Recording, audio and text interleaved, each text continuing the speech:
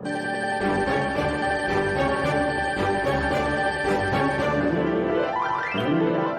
to the InnovaBuzz podcast, where we share all kinds of tips, advice, and interview guests on all things innovation and leadership in modern marketing. Each episode is a conversation with inspiring people who make wonderful contributions to our knowledge in these areas and spark curiosity and ideas to pursue.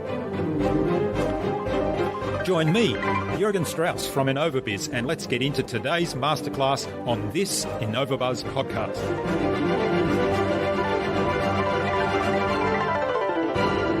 The insights that you gather all the way through, I think, would really help the end marketing. All of the data, all those insights we have for the cricket project, we're able to use them again in the messaging and the branding and the way things look and feel and what we say to different people on different platforms. So I think the most direct application is that bank of insight and those things that you turn it into, whether they're personas or just a selection of insights that you could then tick things off against. They all have a very direct marketing application. And I think marketing done well is human-centered, and probably human-centered design done well is marketing.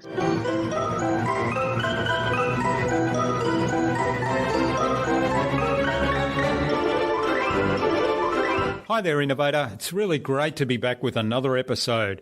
I hope your week's been awesome so far.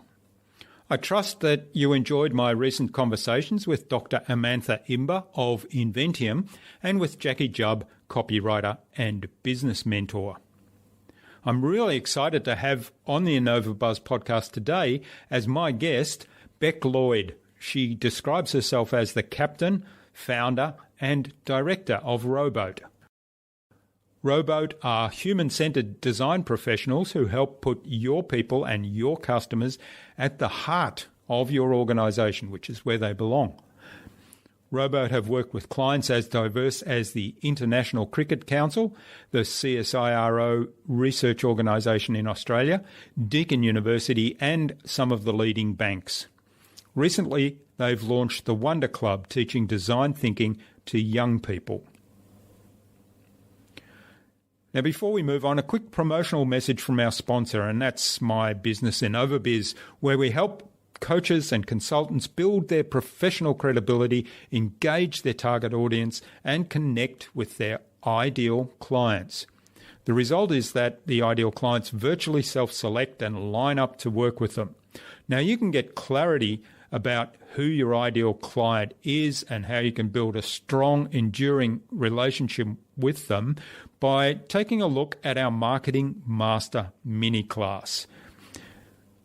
In less than 30 minutes, you can build that absolute clarity on your ideal client, who they are, what drives them, and how you can communicate with them to build and strengthen an engaging, enduring relationship.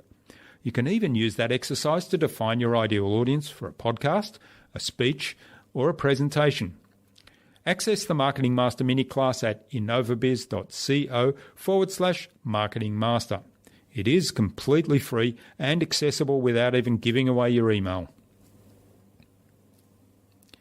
Now, in our discussion today, Bec talked to me about how to encourage unconstrained thinking for creativity. We talked about building empathy with your clients and what we can learn from children. Without further ado then, let's fly into the hive and get the buzz from Bec Lloyd.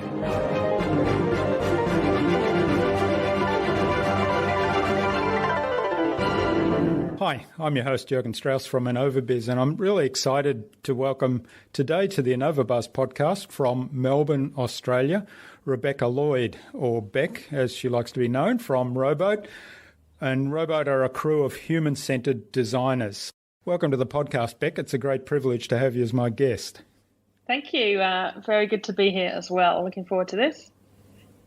Duncan Smith, who was our guest on episode 189 of the InnovaBuzz podcast, suggested we interview you, Bec. So big hello to Duncan. Hello, Duncan. Rowboat apply design thinking tools to transform businesses by creating powerful and memorable and positive experiences. So one of your aims is to disrupt the traditional top-down functional HR, the model that kind of has that structure of top-down and create amazing experiences for people. So I'm really fascinated to learn more about that and to learn more about how design thinking and human-centered design applies in business in general. But before we start talking about all those things, human-centered design and change, why Rowboat? Why the name? Yeah. Yeah, that's usually the first question. Well, actually, before I set up Rowboat, I was with a large consulting firm. I'm sure many of your listeners will have heard of them, PwC. And as I was leaving PwC, I had lots of conversations with the team and my boss, and he was describing PwC as a big ship with all the resources that I could possibly need. So from a very personal standpoint, I got excited about stepping off that big ship and, the kind of stepping into a nimble rowboat was what I wanted to do next. So that was the initial reason. It's taken on all sorts of other kind of meaning with our work with clients and the chance to step off their big ships and look from a new perspective. And I wanted a brand that was fun. I wanted a brand that wasn't my name, because I wanted to grow something and build a team. So yeah, there's a couple of reasons why Rowboat, and it means we can make pirate jokes in our emails to clients. So that's the most important thing. Yeah, so fun's obviously an important part of business for you. Sure is. Yeah. All right. Well, what do you do at Rowboat? So we, I guess we equip people with the mindsets and tools to do things differently. And often that is teaching them how to learn more about either their people, their employees, or their customers. So we use the methodology of human-centered design that was made fairly famous by IDEO, which really involves putting people at the heart of what you're doing and having deep empathy for them and understanding as much as you can about them to then use that insight to design for them. So most of our work is teaching people those mindsets and tools and then working with them to run projects where they take an opportunity, find out what they can, and then come up with hundreds of ideas and ways that they could solve that opportunity. Fascinating. So it reminds me a little bit of our approach to marketing, which is very much around beginning with a really deep understanding of who your ideal client is, which is very human focused, and building empathy with them and their situation and their needs. So absolutely. Yeah. What do you mean by human-centered design thinking? Lots of names for it: design thinking, human-centered design, employee experience, people experience, strategic design. There's all sorts of words associated with it. But as you say, I'm not sure it's anything brand new. It really is gaining empathy for people that you're designing for. There's also lots of tools and tricks to help you come up with lots of ideas.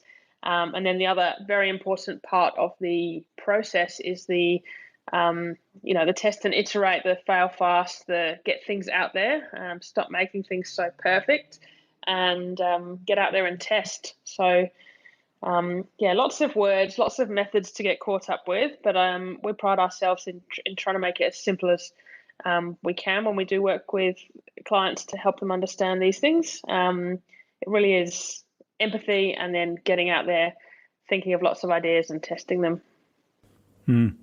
Yeah, well, I think I've had this conversation a number of times on the podcast around common sense. So you think that, understanding your customer and getting to feel empathetic towards them and towards their needs is kind of the first step to defining a product that might satisfy those needs. But that would be common sense, and common sense isn't all that common.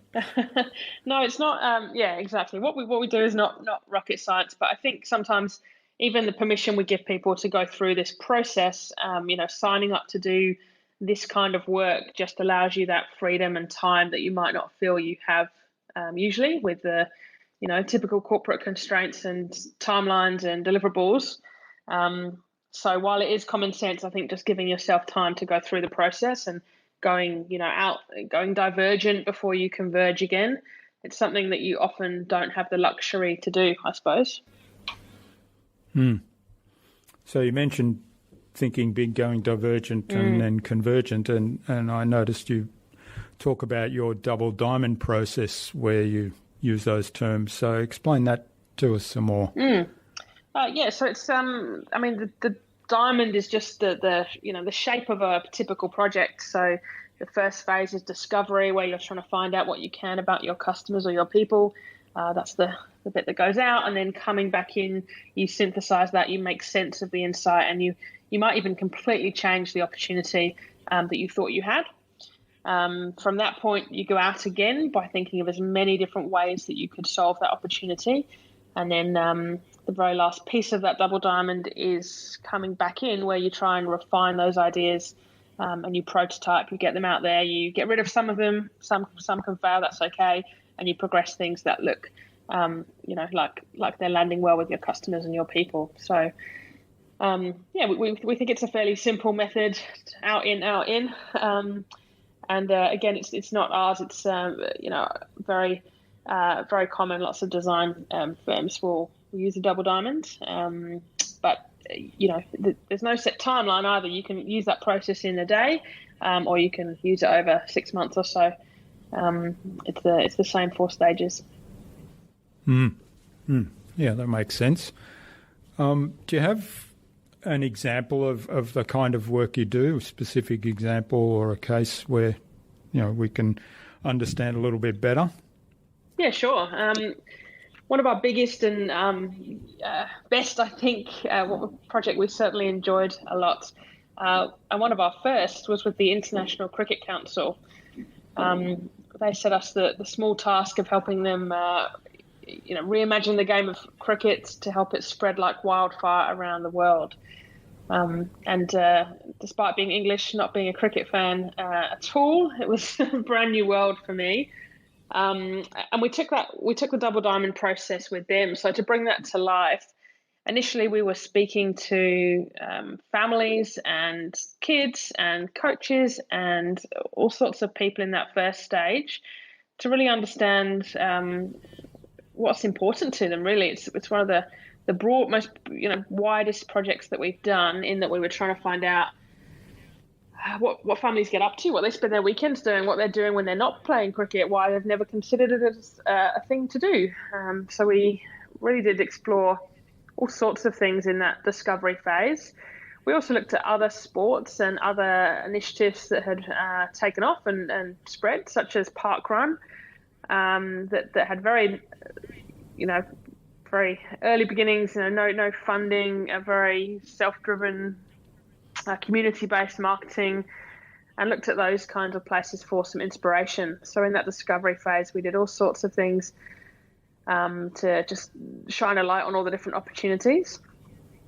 Then in the next synthesis phase, we condensed all of that into a number of insights, things that we found consistently came up in our discovery. So things like the importance for people at the moment to create their own experiences rather than be told or shown what to do.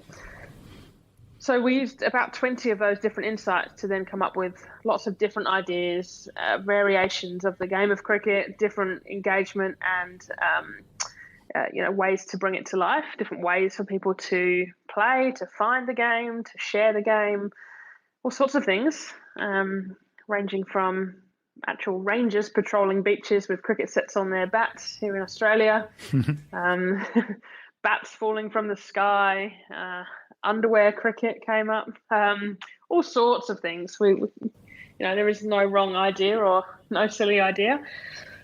And we're still working with the ICC, but the few final ideas that went through to prototyping, one is in the very final stages of development after a lot of testing. So if you search CRIIO, CRIIO, you'll find the work that's been done on the brand around a social format that anyone can create and then share and encourage others to actually play their version of the game. And it was recently launched at the World Cup in London a few months ago. So really exciting to see, a project that we took from those very initial stages, We actually started in Dubai with a global team, teaching them these techniques, teaching them how to have great open conversations with families and kids, collecting an awful lot of data, thousands and thousands of data points that we then turned into this insight. And now to actually see a product in development that we've got a lot of faith in because of that research is really exciting. That sounds like a really fascinating case study. In the prototype development, are you involved in that, and are you then involved in the actual product, building the product? Yeah, that changes project to project, but in this case we were able to, because you never know where you're going to get when you start, but in this case we did develop the very first prototype, which is, sketches on paper, then through to Ben and the team developing a clickable prototype to gather more insight from people having a play around on that. We were then involved in helping select a great development company to take it further. Really nice to be involved to that extent, and we're hoping to be involved further in testing and helping make further refinements when we get that into the hands of real users. Yeah. All right. Now, I notice your team is quite diverse as well, which fascinates me. You've got designers, you've got storytellers, you've got illustrators, you've got culture shapers, which I thought was an interesting term. So what's the philosophy about having such a diverse team and all those different skills in one place? I think you just don't know where you're going when you set out on these projects. So, in the cricket example, we were chopping up cricket bats to fit phones into them and things. So we actually, luckily had someone in the team with a bit of carpentry expertise. So you don't really know what you're going to need to develop these prototypes. I love the diversity that the team bring. I think it's one of the best ways to ensure that you come up with, new and interesting and innovative ideas, and you can challenge each other. So it's important to me, I think, stepping out of somewhere like PwC and setting up, initially by myself, it was important for me to take advantage of the freelance community in Melbourne and bring people in to projects where their expertise was required. So rather than a fixed team of 2 or 3 that needed to do everything, I had a more flexible contract model where I just bring the right people with the right skill sets in. And it's important that they become the kind of extended rowboat family. So we've actually called them the sailors. Got a really great network, probably about 20 to 30 people, all with those different skill sets, so that when we get halfway through a project and we realize that it would be great to paint a compelling visual story of some of the research, we can bring in a visual scribe or animator or a storyteller and use their skills for that piece of the project without committing them for that whole, might be a 3-month piece of work. So it's more like a partnership with specialists rather than having those skills as an ongoing employee. Yes, absolutely. The right people for the right jobs. And how do you go about identifying ideal client for you and kind of getting in front of that audience? Yeah, I was very lucky at the beginning. Many ex-colleagues and clients stayed in touch, and I was able to start out on a few pieces of work and relied quite heavily on word of mouth to be connected to other people.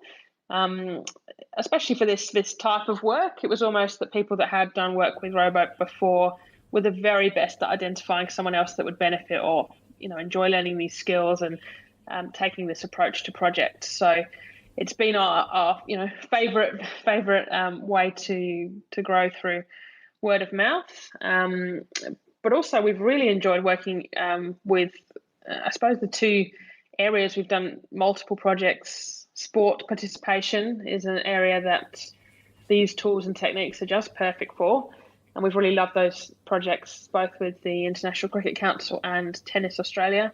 So I'd love to do more work with other sports. And also the other sweet spot, given my background in psychology and change and HR, working with HR teams to look at employee experience and really find out what their people need at work. That's been another sweet spot. So almost kind of one industry that we've been playing with, and then one real specialism within an organization as well. Two quite different areas, but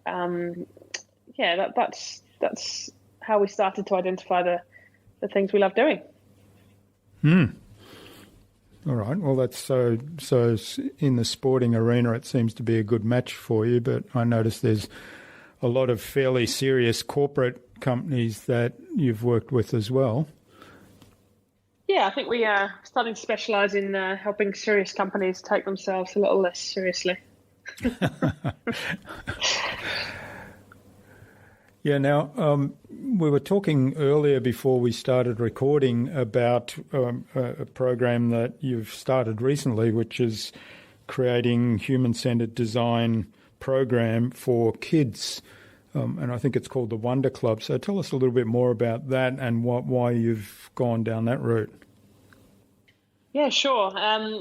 Quite recent. I think it was about 2 months ago, we ran the first Wonder Club. So we were doing programs with corporates, teaching them these tools, getting them to pitch back to us, running days long sessions or 3 or 4 day hackathons. And often we would say to ourselves, wouldn't it be great if we had a few kids in the room to really shake things up and add some unbiased and some unconstrained thinking to this. But also we were finding that people were asking us, how do kids learn these skills? Are these things taught to them at school? What do you wish you knew when you entered the workforce, etc.? So we started to look around and couldn't really find anything that was in this sweet spot of teaching these tools. We played around with the idea of actually having kids and adults in the room together, learning the tools and then pitching against each other. But to start with, we just ran a small pilot program.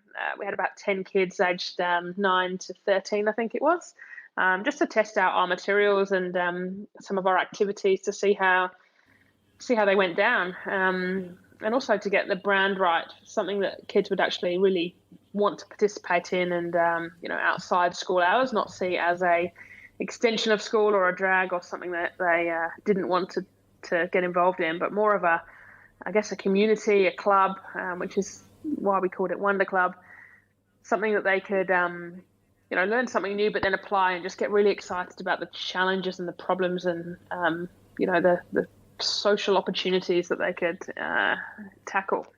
So, that's why enough people were asking for it, and that's a good enough reason. And we have done a fair bit of research with kids in previous projects.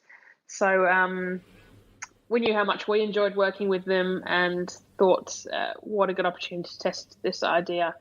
So we ran a pilot, and we actually did the same session with a client of ours, of an adult group, and it was very, very interesting to compare the end result, the pitches, the things that they came up with, and we just loved that the kids, they really did have an answer for everything, especially if you ask things, if one of the groups came up with an app concept, and we asked, well, how would you get people to buy into this? And I loved the response that was, well, Apple would put it on everyone's phones, of course.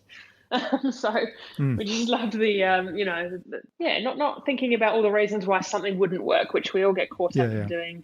The more and more generally the more time we've spent at work and have encountered that. So Wonder Club pilot was a huge success. We got great feedback from parents came in at the end to watch the pitches. We had great feedback from the parents, from the kids themselves, and we enjoyed it an awful lot as well. We also enjoyed the collaboration. So that was a rowboat collaboration with Kids Co, who we work with at our co-working space here in South Bank.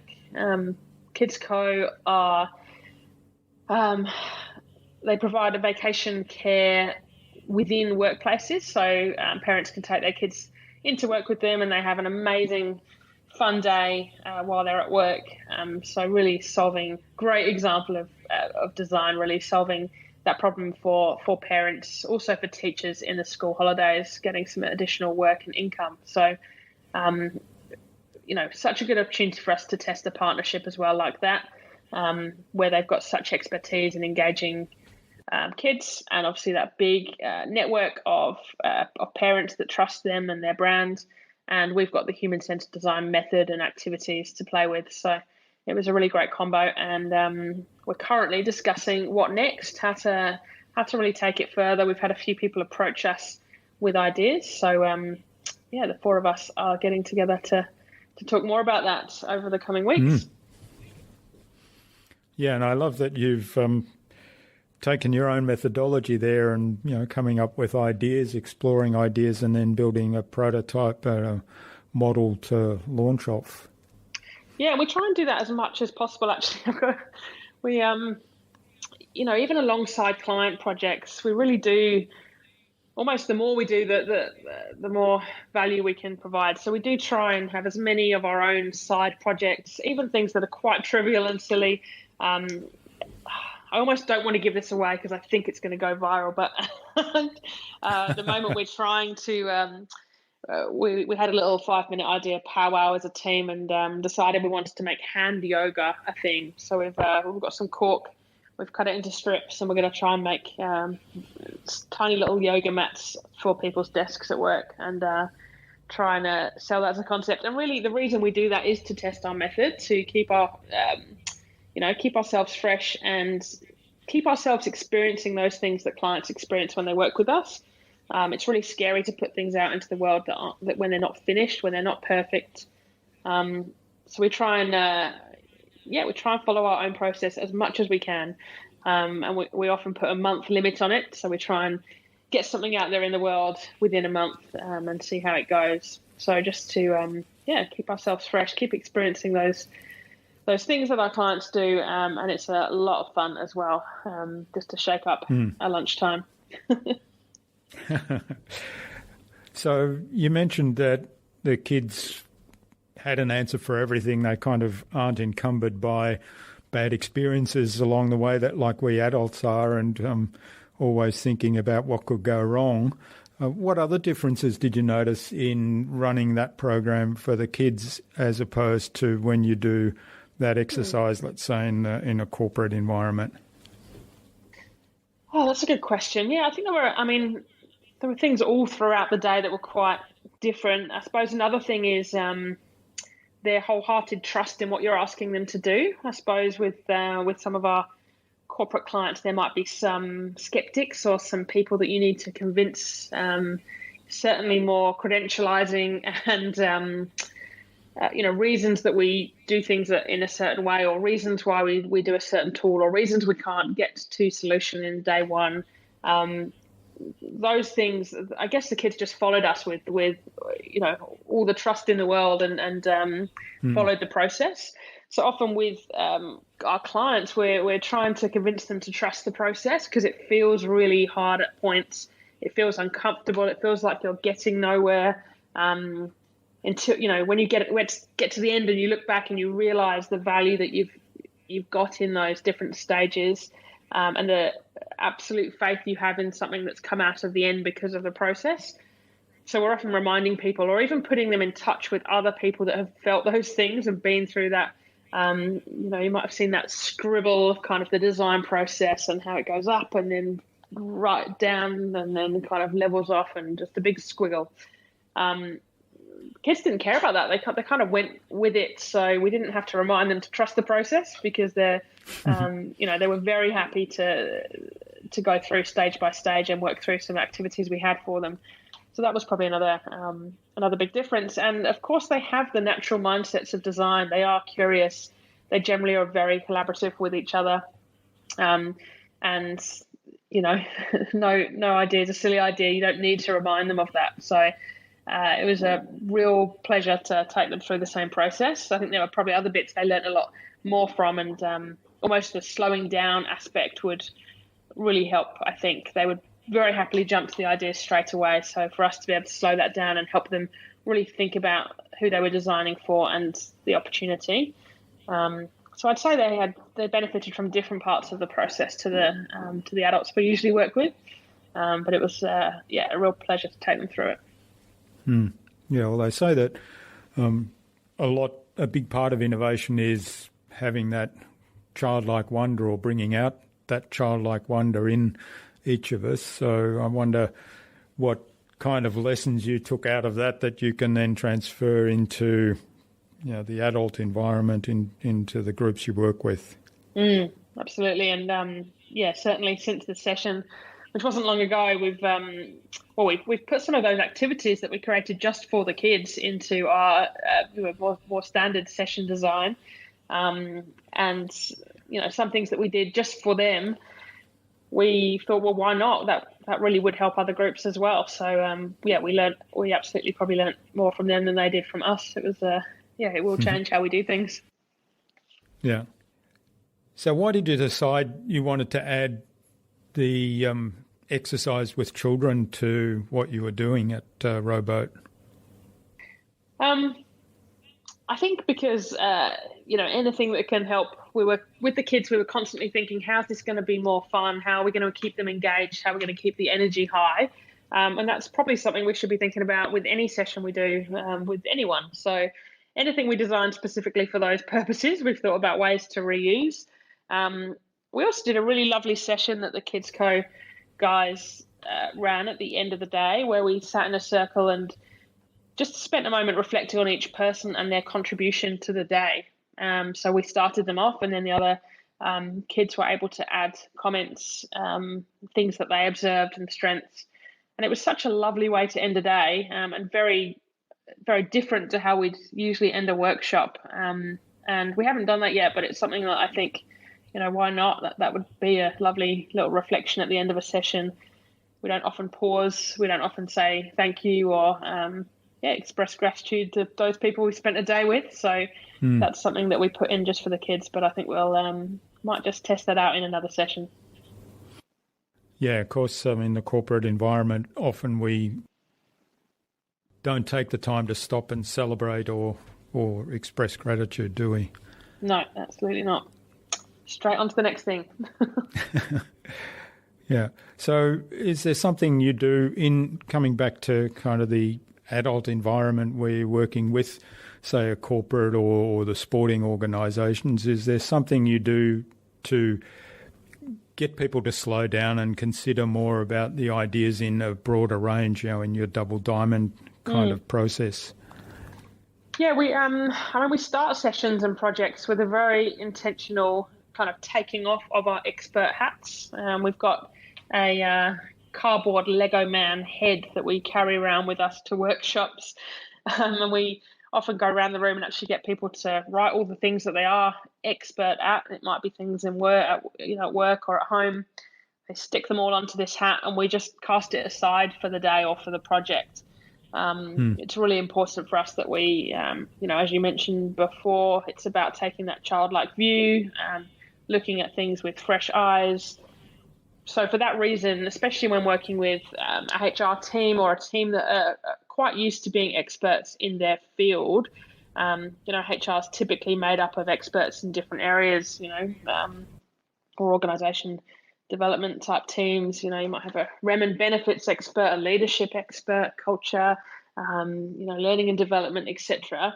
If we're working in a team like that, it's really important that we can kind of cast those things aside for the discovery phase, so that we can really listen, not apply all of our own bias and judgment. That's naturally going to occur, but we try and make sure that people can give themselves permission to not have to have the answer, especially in that first diamond. So I suppose that's one activity that we use to try and intentionally slow down a bit, but also to, take off that expert hat, not have the answer straight away.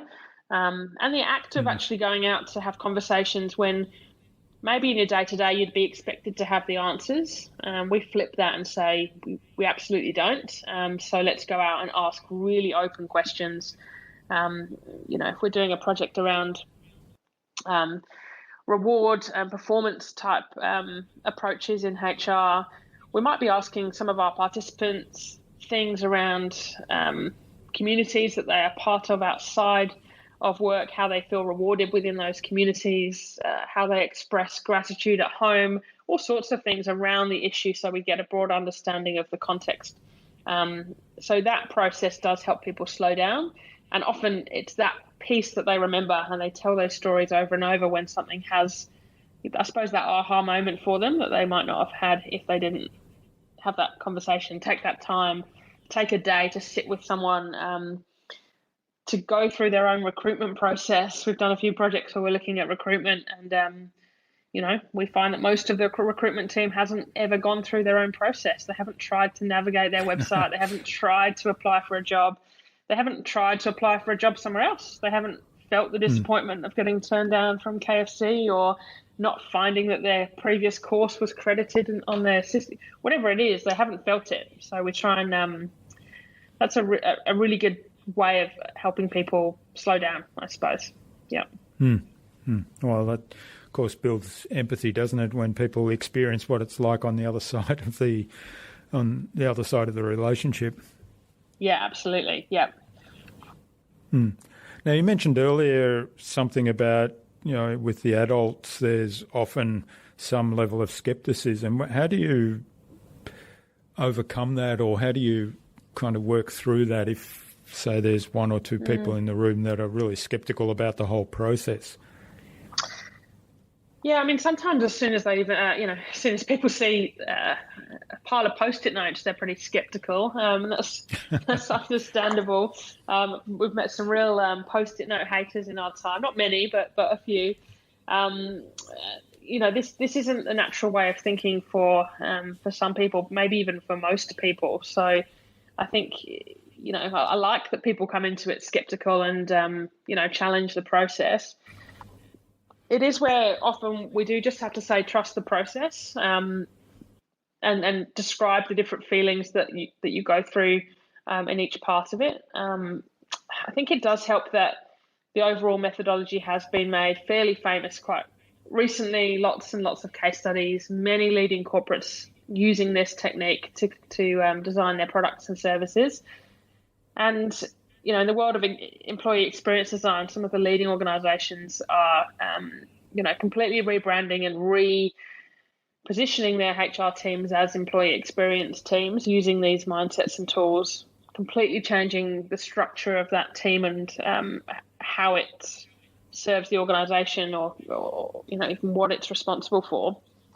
So, I think a few things. It's helping people look at case studies, look at things where people have used this process and had great results that they wouldn't have had otherwise. It's, I suppose, building their trust in going with the process, or even connecting them with others that have been through, and especially if they started as a skeptic, and what the process has done to change their mind.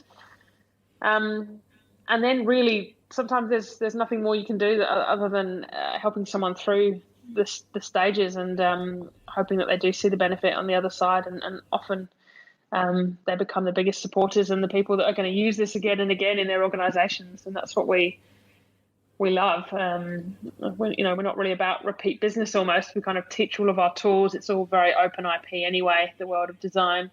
You can get thousands of tools on the internet to use. So once we teach people to piece it together, and the importance and the results that they can get, we just hope that they go on and use them afterwards. So we've managed to light a few fires, I suppose, with different organisations that have used the tools over and over once we've left, which we love. We haven't had too many skeptics that we haven't managed to convince. All right. I'm fascinated about the whole process and how it might be applied to marketing. You have any thoughts about that, or have you done any work in that area?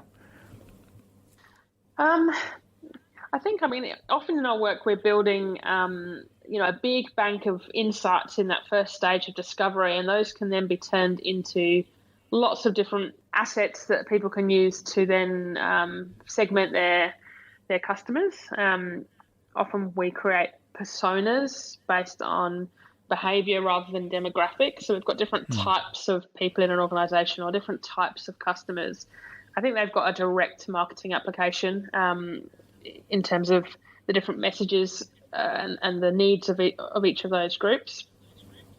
So I think when a project or when a product is designed in this way, firstly, I think there's far less need for the change management typically that you'd need to get a new product out in an organization or to customers, or the education, because so many people have been involved in the process.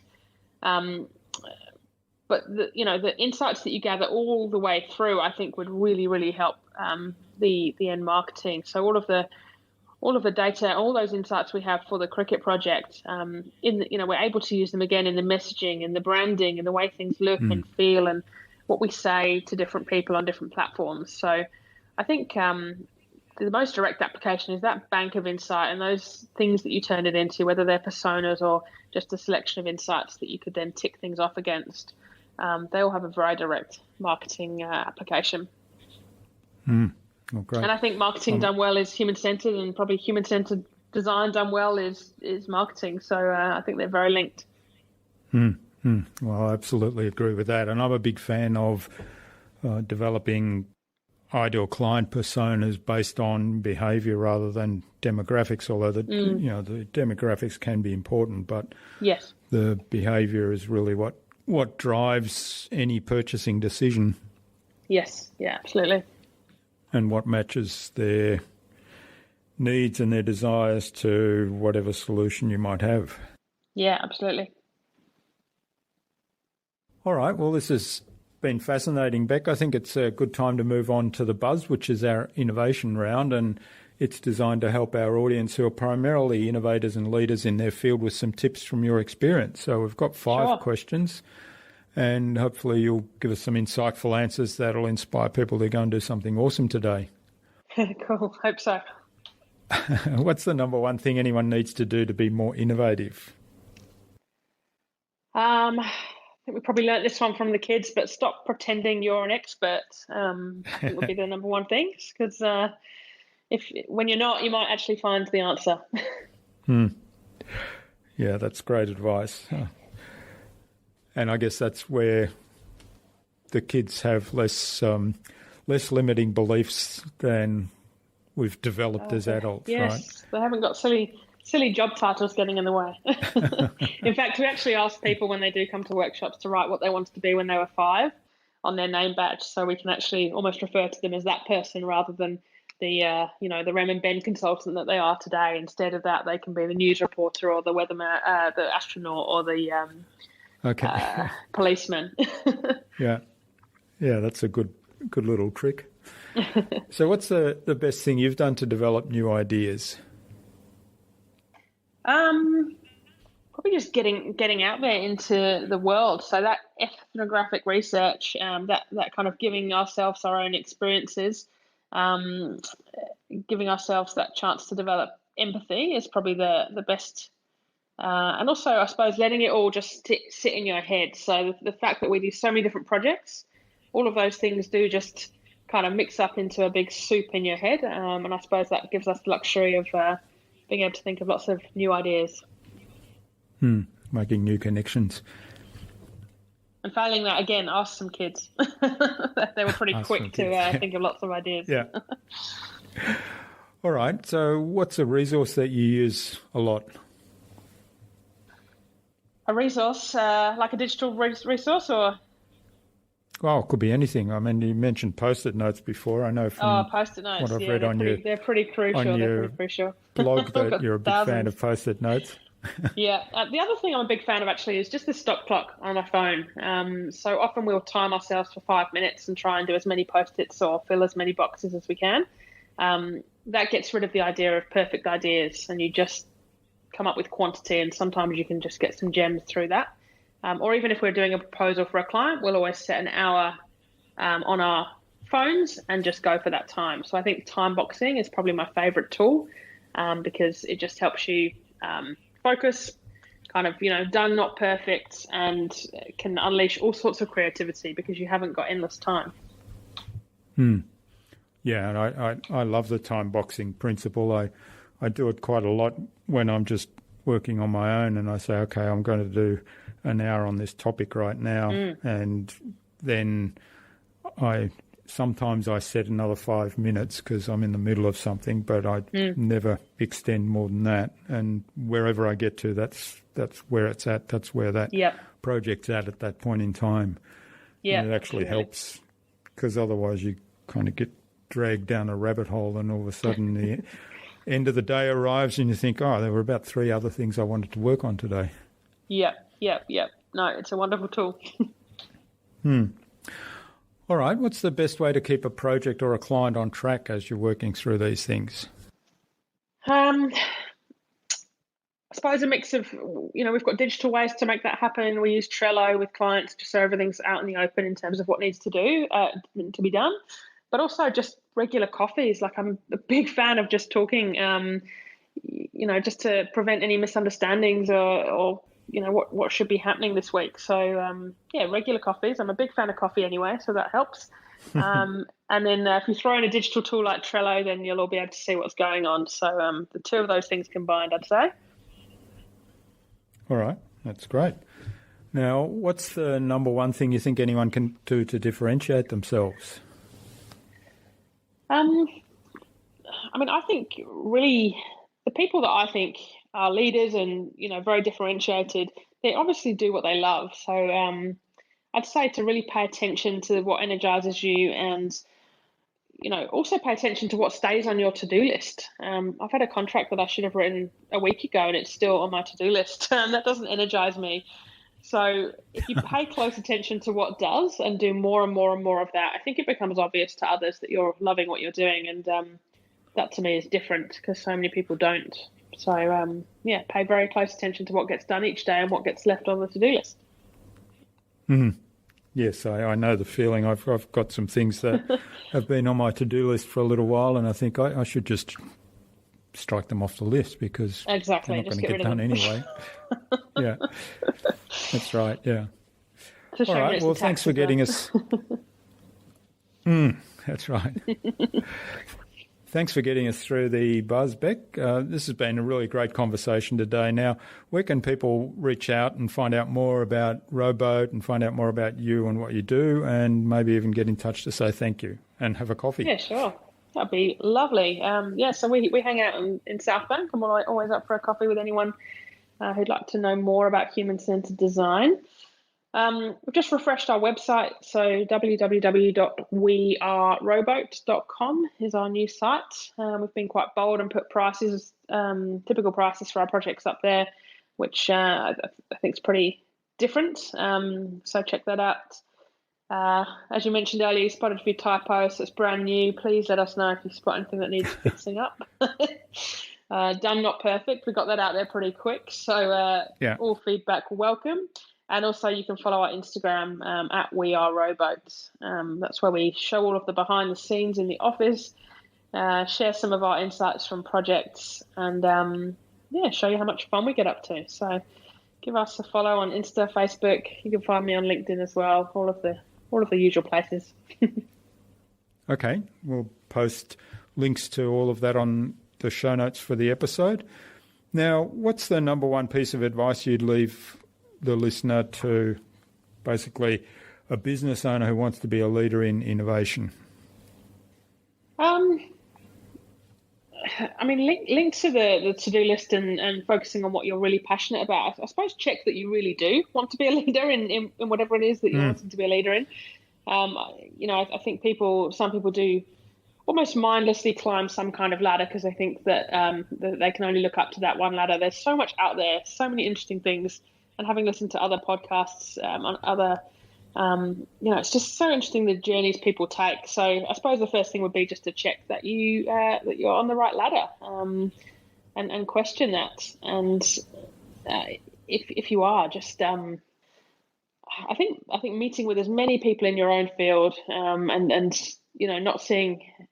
I really don't see other design firms as competition. I think we're all in this together to try and explain this method to the world. So coffee based, but I've found many work crushes and people that I admire to go and learn from. So I think I'd say check you're on the right ladder. And if you are, just find all those people and companies that you admire and get to know them, because you're probably all in it together rather than being, I think often in business or small business, you think you've got competitors out there, but I don't like to think like that. So we're very good friends with everyone, all the design firms in Melbourne that we've had the chance to meet. Well, that's great advice around. I mean, I'm a big believer in your competition is there to help you get better. So you might as well cooperate with them, and you're all together in the same industry to try to work in the interests of improving that particular industry and all the clients that are out there. Yeah. And being on the right ladder. Great advice, great analogy. Yeah. I suppose, being at PwC, being in places where it's so easy to get caught up in the next promotion and what you need to be doing next. And you don't want to get too far up and then think, well, wait a minute, is this me? Is this what I want? So good thing to check. Have a look around. Yeah. All right. Well, finally, who would you like me to interview on a future InnovaBuzz podcast, and why? This one was easy for me because she's actually one of the only podcasts I religiously listen to now. So Steph Clark, she's an amazing facilitator, coach, and has a similar story to mine in that she left her Big Four consulting firm to set up her own thing. So she runs a podcast called Steph's Business Bookshelf, where she reviews lots and lots of books, and I think she's already saved me reading about 20 or so books myself. Interesting story of how we met. She came up to me on a tram in Melbourne going home to Port Melbourne, and recognised Rowboat on my flip chart, and we got chatting from there. So she's a bit of a stalker, but I highly recommend you interview her. I've learned a lot from her already.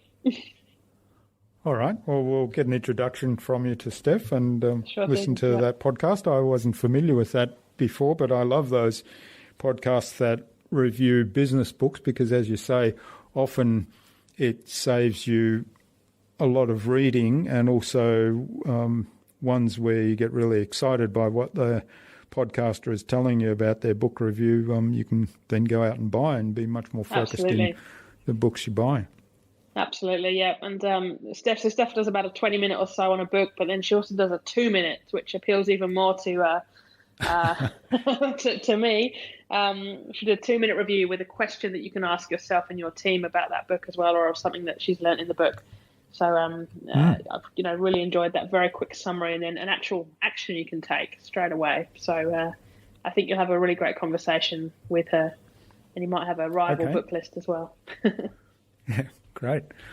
Well, thanks so much for sharing your time and your insights today with us so generously, Bec. I've really enjoyed this and learned a lot more about your approach to design thinking and how that applies to a whole range of different situations, and even teaching young kids to incorporate that kind of mindset into what they do. I think there's great value to having those kind of things added to kind of the normal curriculum that kids go through when they're at school, because I think it opens their eyes to other opportunities that might be out there than just going up the standard corporate ladder, which I think the kind of school and doing the final years of school and going on to tertiary education or whatever it might be, but that tends to be a ladder that is pre-programmed for everybody. And I think by looking at design thinking in broader sense, that gives a lot more opportunities.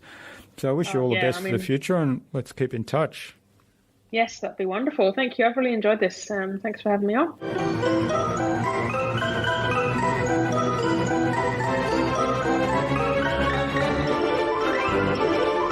I hope you enjoyed that insightful and informative conversation with Bec and took something away from her episode. She shared so many wonderful ideas about creative thinking and design thinking, time boxing, and making sure you're climbing the right ladder. I'd love to know what you took away from Bec's episode. Leave a comment below the blog post, which you can find at innovabiz.co/audio Rebecca Lloyd. That is REBECCALLOYD. All lowercase, all one word, innovabiz.co/Rebecca Lloyd. You'll also find contact information for getting in touch with Rebecca there, as well as links to the Rowboat website, her social media pages, and the other resources that we spoke about in our conversation. Bec suggested we have a conversation with Steph Clark, Team Transformation Facilitator and the host of Steph's Business Bookshelf podcast on a future InnovaBuzz podcast. So, Steph, keep an eye on your inbox for an invitation from us to the InnovaBuzz podcast, courtesy of Bec Lloyd. Remember to check out our Marketing Master mini class at innovabiz.co/Marketing Master. It is completely free. You don't even have to give us your email. And in less than 30 minutes, you'll get absolute clarity about your ideal client and how you can communicate with them to build and strengthen an engaging, enduring relationship. And if you'd like our help to go even deeper into marketing mastery or help with podcast production, then send me an email to jurgen@innovabiz.co and we'll set up a quick call just to see if we're a good fit for one another.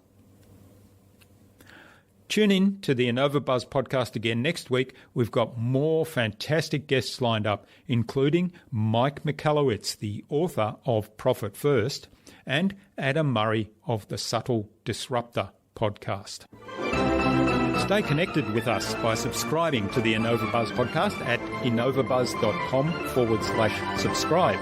innovabuzz.com/subscribe. Make sure you never miss another episode. It would also mean a lot to me if you leave us a review, because what you think matters.